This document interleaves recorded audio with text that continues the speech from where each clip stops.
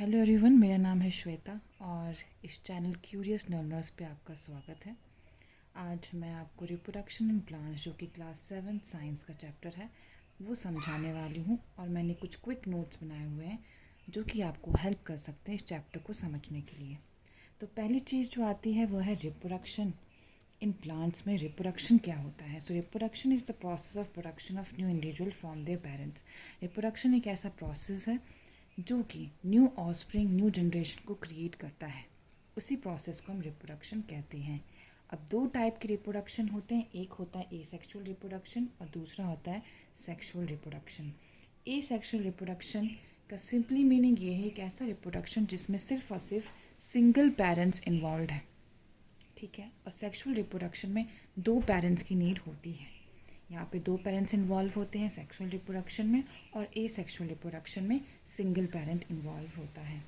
तो इसको समझते हैं, ए sexual reproduction is the reproduction through vegetative parts.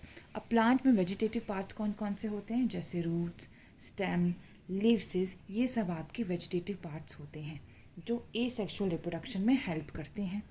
बाकी सेक्सुअल रिप्रोडक्शन में फ्लावर्स होते हैं, जो flowers as a reproductive part काम करते हैं जिससे न्यू ऑफस्प्रिंग क्रिएट हो सकता है, ठीक है।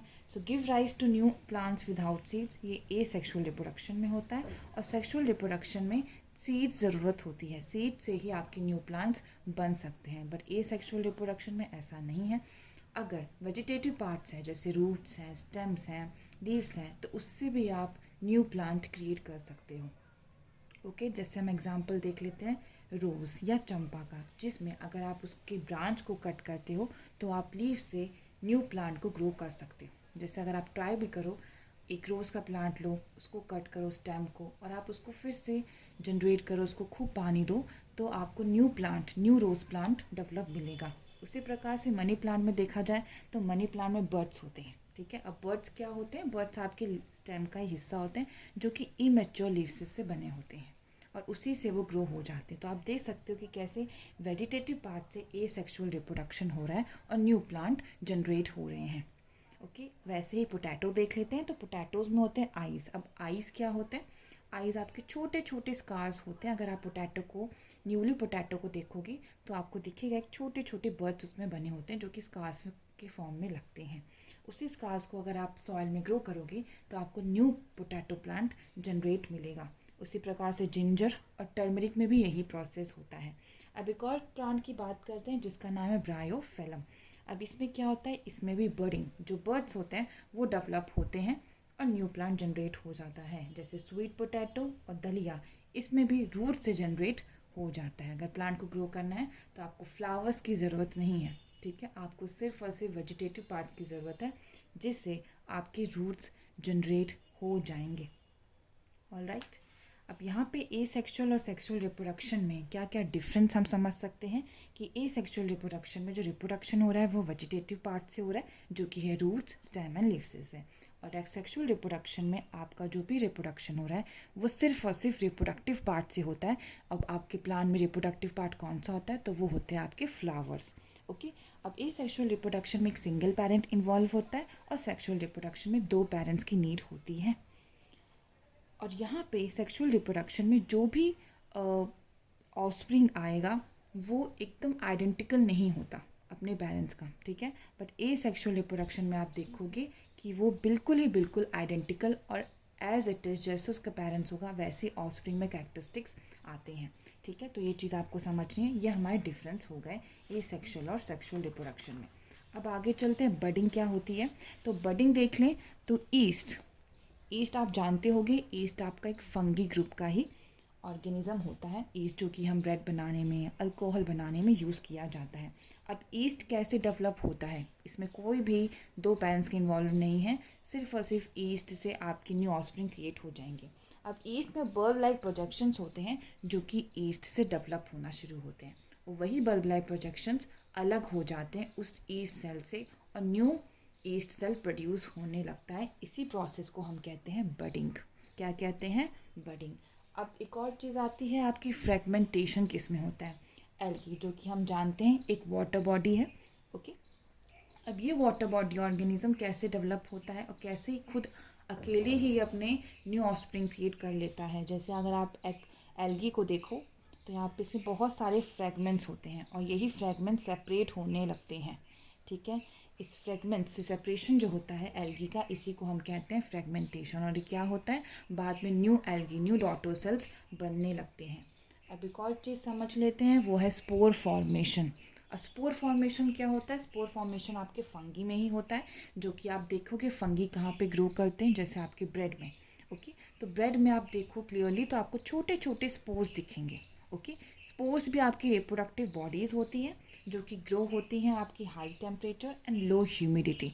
जब टेम्परेचर बहुत ज़्यादा होगा और जो उमस होगी वो बहुत कम होगी, तो जो आपकी स्पोर्स हैं वो डेवलप्ड होने लगते हैं और उसी प्रकार से वो और भी मल्टीपल स्पोर्स बन जाते हैं, ठीक है। तो हमने 4-5 टाइप पढ़ लिए हैं। ये सब सारे टाइप्स हमने जो देखे वो एसेक्सुअल रिप्रोडक्शन के थे।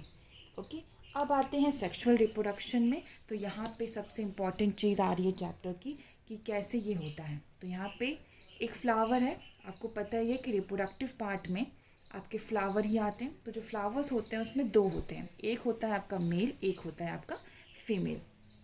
जो मेल होता है उसे हम कहते हैं स्टेमन्स और जो फीमेल होता है उसे हम कहते हैं पिस्टल।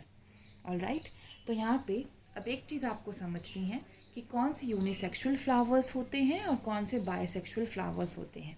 तो flowers which contain either only pistil और only stamens are called unisexual flowers. ऐसे फ्लावर्स या तो जिसमें पिस्टल ही हो सकता है या तो उसमें स्टेमन्स ही हो सकता है, उसको हम कहते हैं यूनिसेक्सुअल फ्लावर्स। जैसे आपका पपाया, ककम्बर, ये सब आपके यूनिसेक्सुअल फ्लावर्स हैं। ऑलराइट, अब आगे चलते हैं बाइसेक्सुअल क्या होते हैं। तो बाइसेक्सुअल ऐसे फ्लावर्स हैं जिसमें स्टेमन्स भी है और पिस्टल भी होता है। इसमें दोनों चीज़ होती हैं। यूनिसेक्सुअल में क्या था, या तो स्टेमन था या तो पिस्टल था, पर बाइसेक्सुअल में दोनों ही मौजूद होते हैं। तो इसका एग्जांपल देखें तो रोज़, लिली और टोमेटो आपके बाइसेक्सुअल फ्लावर्स होते हैं। ये कुछ एग्जांपल्स ही मैंने लिखे हैं। अब आगे चलते हैं, स्टेमन को ब्रीफली समझते हैं कि स्टेमन में क्या क्या चीज़ें हैं। अब स्टेमन, ये पूरा आपका स्टेमन का डायग्राम है, ठीक है। तो जो नीचे वाला हिस्सा होता है स्टेमन का, इसे हम कहते हैं फिलामेंट। ओके, क्या कहते हैं, फिलामेंट। और जो ये ऊपर वाला स्ट्रक्चर आप देख रहे हो, इसे हम कहते हैं, जो स्टेमन के सबसे टॉप पे, उसे हम कहते हैं एंथर। अब एंथर के अंदर होते हैं पोलन ग्रेन्स। क्या होते हैं, पोलन ग्रेन्स। और इसी को हम कहते हैं मेल गैमेट। मेल गैमेट मतलब मेल सेल की हम बात कर रहे हैं। ओके, ये स्टेमन हो गया। तो स्टेमन में आपको याद रखना है कि एक फिलामेंट है, उसके ऊपर एंथर है और एंथर के अंदर ही आपके पोलन ग्रेन्स होते हैं, जिसे हम मेल गैमेट भी कहते हैं। अब आगे चलते हैं पिस्टल पे। ऑलराइट, तो पिस्टल को देखा जाए तो पिस्टल में नीचे जो आपका हिस्सा होता है वो है आपका ओवरी। ऊपर वाले हिस्से को हम कहते हैं स्टाइल और सबसे ऊपर जो टॉप का हिस्सा होता है उसे हम कहते हैं स्टिग्मा। ओके, तो यहाँ पे ओवरी के अंदर बहुत सारे ओव्यूल्स होते हैं और उसी ओव्यूल के अंदर होता है आपका एग, ठीक है। और एग को ही हम कहते हैं फीमेल गैमेट। ऑलराइट, तो यही चीज़ आपको समझनी है। स्टेमन में होता है आपका पोलन ग्रेन्स, जिसे हम मेल गैमेट कहते हैं, और पिस्टल के अंदर ओवरी के हिस्से में आपके बहुत सारे ओव्यूल्स होते हैं जो कि एग को प्रोड्यूस करते हैं, जिसे हम कहते हैं फीमेल गैमेट। तो यहाँ पे मेल गैमेट था पोलन ग्रेन्स और यहाँ पे फीमेल गैमेट कौन है, एग है। ओके, यहाँ पे पोलन ग्रेन कौन प्रोड्यूस कर रहा है, एंथर, और यहाँ पे फीमेल गैमेट जो एग है उसे कौन प्रोड्यूस कर रहा है, ओव्यूल। ऑलराइट, अब जानते हैं कि फर्टिलाइजेशन क्या होता है। तो फर्टिलाइजेशन एक ऐसा प्रोसेस है जिसमें मेल और फीमेल गैमेट दोनों का फ्यूजन किया जाता है to form a zygote. Okay, जब मेल और फीमेल गैमेट जो कि पोलन ग्रेन और एग का कॉम्बिनेशन जब फ्यूज़न हो जाता है तो उससे एक जायगोट बन जाता है। अब जायगोट होता क्या है, तो जायगोट आपका एक सिंगल सेल होता है, ठीक है। अब यही जायगोट आपका एम्ब्रॉय बनता है। अब एम्ब्रॉय क्या होता है, तो एम्ब्रॉय आपके मल्टी सेलुलर ऑर्गन सेल्स हो जाते हैं जो कि सिंगल सेल से डेवलप होते हैं। उसमें और भी टिश्यूज़ ऐड होने लगते हैं, उसका फर्दर डेवलपमेंट होने लगता है एम्ब्रॉय का, ठीक है। और वही एम्ब्रॉय आप देखोगे तो बाद में सीड्स से फ्रूट, ये सब चीज़ें बन जाती हैं, ठीक है। अब एक और टॉपिक देते हैं जिसका नाम है पॉलिनेशन। अब पॉलिनेशन क्या होता है, पॉलिनेशन में एक ऐसा प्रोसेस है जिसमें ट्रांसफ़र हो रहा है पोलन ग्रेन्स का from the anther to the stigma of a flower, इसी को हम कहते हैं पॉलिनेशन। ठीक है, एक ऐसा प्रोसेस जिसमें ट्रांसफ़र हो रहा है पोलन ग्रेन का, अपने आप तो कोई चीज़ नहीं जाएगी, ठीक है, ट्रांसफ़र तो होता ही होगा। तो यहाँ पे पोलन ग्रेन ट्रांसफ़र हो रहे हैं, ठीक है, एंथर से कहाँ पे हो रहे हैं, जो आपका फीमेल पार्ट है, ठीक है, जो कि होता है आपका स्टिग्मा ऑफ अ फ्लावर। अब कैसे हो सकते हैं पोलन ग्रेन ट्रांसफ़र, इसको समझो। कभी भी विंड, इंसेक्ट्स या एयर की वजह से आपके पोलन ग्रेन्स ट्रांसफ़र होते। सपोज़ कर लो कोई इंसेक्ट है, वो पोलन ग्रेन पे बैठी और बैठने के बाद वो किसी और फ्लावर पे बैठी, स्टिग्मा पे बैठी, और वहीं से उसका पोलन ग्रेन ट्रांसफ़र वो कर देती है। वैसे विंड से भी हो सकता है, क्योंकि जो पोलन ग्रेन्स होते हैं बहुत ही लाइट वेट के होते हैं। ऑलराइट, अब आते हैं 2 टाइप के आपके पॉलिनेशन होते हैं। एक होता है आपका सेल्फ पॉलिनेशन, एक होता है आपका क्रॉस पॉलिनेशन। अब सेल्फ पॉलिनेशन में क्या है कि जब भी जो पॉलिनेशन हो रहा है, जो ट्रांसफ़र हो रहा है आपके pollen grains to the stigma, ये सिर्फ और सिर्फ सेम ही प्लांट में हो रहा है। फ्लावर्स अलग हो सकते हैं पर प्लांट सेम ही है। और वहीं पे क्रॉस पॉलिनेशन में देखा जाए तो डिफरेंट डिफरेंट फ्लावर प्लांट्स में ये चीज़ें हो रही हैं। वो एक प्लांट में नहीं, अलग अलग प्लांट में हो सकता है। वहीं पे सेल्फ पॉलिनेशन में सेम प्लांट में होता है। ऑलराइट, अब जब फ्यूजन हो गया, दोनों का गैमेट फॉर्म हो गए, तो उसी से हमने देखा एक सिंगल सेल यानी ज़ायगोट बन जाता है, और उसी के बाद आपका एम्ब्रॉय भी डेवलप्ड हो जाता है। अब यहाँ पे हमने देखा कि zygote develops into एम्ब्रॉय and ovary, ये जो आपका हिस्सा है ओवरी, ये आपका फ्रूट बन जाता है। क्या बन जाता है, एक फ्रूट बनने लगता है, ठीक है। और सिड डेवलप फ्रॉम ओव्यूल्स, और जो ओव्यूल है जो कि आपका एग प्रोड्यूस कर रहा था starting before the fusion, fusion के बाद वो ओव्यूल आपका सिड में कन्वर्ट हो जाता है। ऑलराइट, अब लास्ट टॉपिक समझ लेते हैं, सीड्स डिस्पर्सल। कब सीड डिस्पर्सल होता क्या, आप देखो कभी भी सीड्स हैं वो कैसे ग्रो होती होंगी, उन्हें कौन पहुंचाता होगा, उन्हें कौन लेके जाता होगा। तो seed dispersal in adaptive mechanism in all seed bearing plants participate in transport of seeds away from the parent plant for germination and bring to adult plant by wind, water और gravity, है ना। जब भी seeds हैं वो कहीं और जा रहे हैं, कहीं और वो ट्रांसफ़र हो गए, उन्हें भी तो ग्रो करना होगा, उन्हें भी तो एक एडल्ट प्लांट बनना होगा, ठीक है। तो एक एडेप्टिव मैकेनिज्म है जो कि चलता जाता है, और जो सीड्स हैं वो ट्रांसपोर्ट हो जाते हैं, जो प्लांट्स हैं उनसे अलग होकर वो कहीं और ग्रो होने लगते हैं।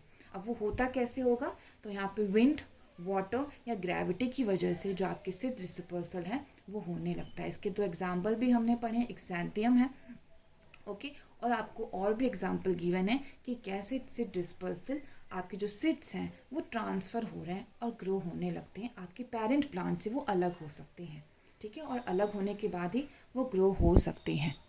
तो यही आपका चैप्टर था जो कि मैंने बहुत ज़्यादा ईजी और शॉर्ट तरीके से समझाने की कोशिश की। आई होप ये वीडियो आपको अच्छा लगा होगा। Thank you.